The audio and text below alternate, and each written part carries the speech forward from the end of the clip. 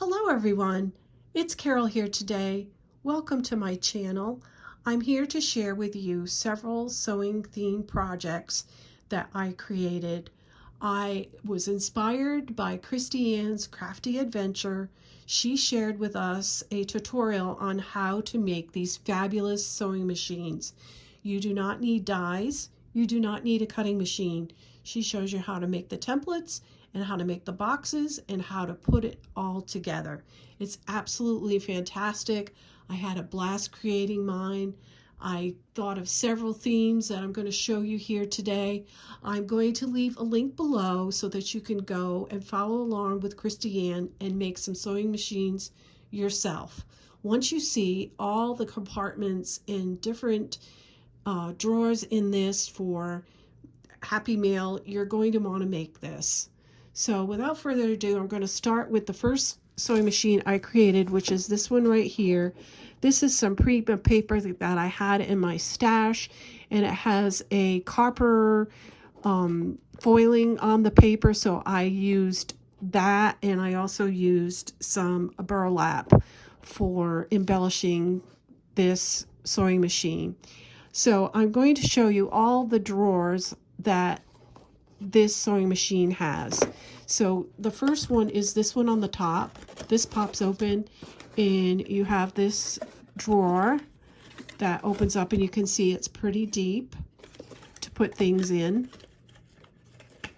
And then you have this slide out drawer right here. This slides out and you can put things in there. And in another video for some Happy Mail, I show that this will fit 10 Gutterman's sewing thread in there, spools, and then you can fit in this drawer right here. This one slides out. I have a couple extra flowers in there. This will fit 11 embroidery thread skeins, and then this opens right here, and it's quite big for putting whatever you want to fit in here. So this is the first one that I created in this theme. I have some rolled roses, and then on this one here I put lace as if it was being sewn. And this right here I used an empty spool for the wheel, and then I created my own thread spools on the top by cutting a piece of paper 2 inches by 1.5 inches, and I scored a 1/4 inch on either side of the 1.5 inch side of the paper, and used a 1.5 inch circle and cut the scoring and then fold it under to create this. If you would like a tutorial, I can do a tutorial on that, but it's pretty simple. So that was the first one I created. Then I wanted to do some with these cute little girls on here. This is a die from CottageCutz, and then I just used some rolled roses from Sizzix. And I'll show you the side. It's very detailed. I use several layers of cardstock on here. You can see all the detail. And I did some sewing, but you can't see it on this one because it's white thread. And I put some little pearls here for the little buttons that you have on the sewing machine. This is actually like a tension button. And that's this one right here. And then I did one with Gorgeous Girls. And the paper that I used on this one is from Michaels, and it's called Southern Blues. I kind of fell in love with that paper this summer. And you can see this says Fabulous again. That's a CottageCutz die. And the paper has a lot of magnolias, so that's why I used magnolias and roses on this. The girls are really cute on here, aren't they? So cute. And I used gold accents on this as well, or magnolias. Okay. And then I have one here I thought of Paris. I wanted to do a Paris theme. So here we have a Paris theme right here. This was cut on my Cricut. I have a cartridge, I think it's called Summertime in Paris, and I used that Cricut cartridge to cut this out. And then this is a CottageCutz die right here that I layered a couple times to get my Eiffel Tower to be dimensional. And then this is also a CottageCutz die that I cut a couple times and made it dimensional as well. And it also is like the top of your sewing machine where you put your thread in there. I thought that was kind of cool like that. And I did this one, loving this Paris theme. And then the last one I did is a bee themed. It's so cute. I have stuff in that one because it's going to be a gift. So here it is right here. I used a paper pad from Joann's that is bee themed. I don't know the name of it offhand, but it's from this summer. They had that paper pad. And I made some sunflowers out of vellum that I dyed with distress inks. I think I used the fossil. Sorry, I don't know the names. I'm terrible with names.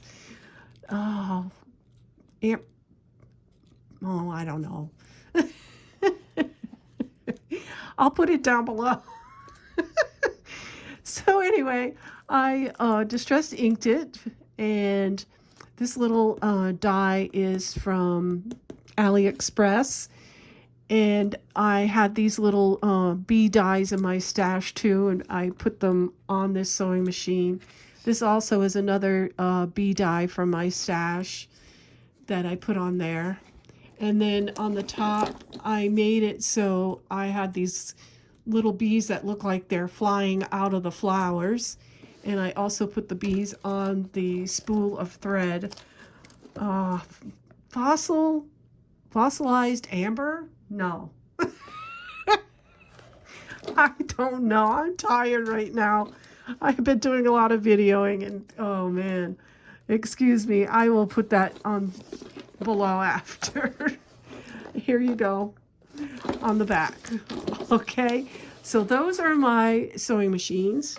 And this is the bee theme button box. Check this one out. Pretty cool, huh? A lot of gold and bee accents and more of those sunflowers. And this one is loaded with, oops, I got something here dangling. I don't know where that came from. Doesn't look like I had it any particular place. This one too is also loaded with buttons inside. And then I wanted to show you again this.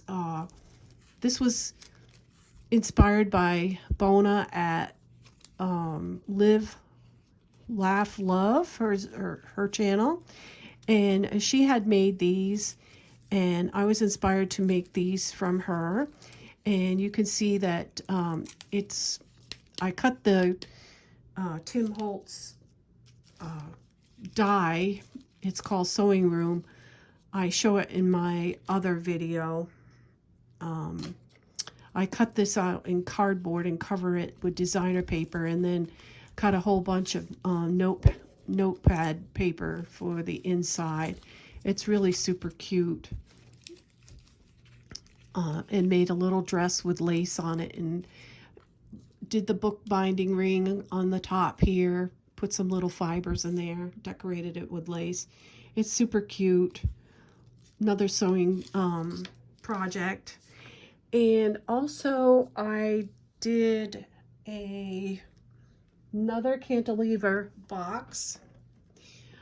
This one is bee themed as well, to go along with my bee themed sewing machine. Isn't this cute?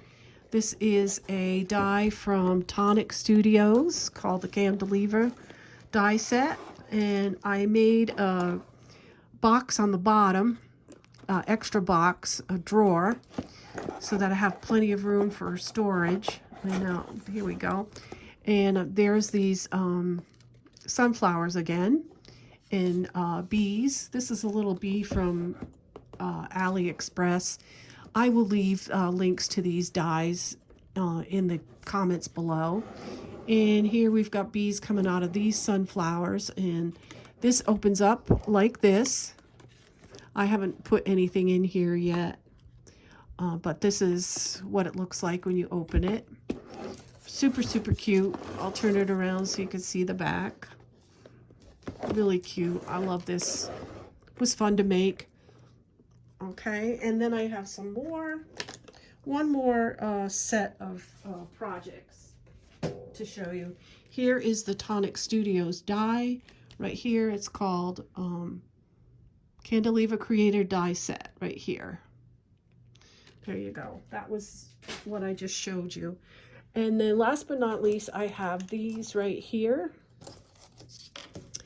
And these are a Pinterest inspired project. And this is that same die that the notepads are made from. It is this right here. It's called Sewing Room. I'll show it to you. I'm not sure if this is still available, and the number is 657186. And these are what I created.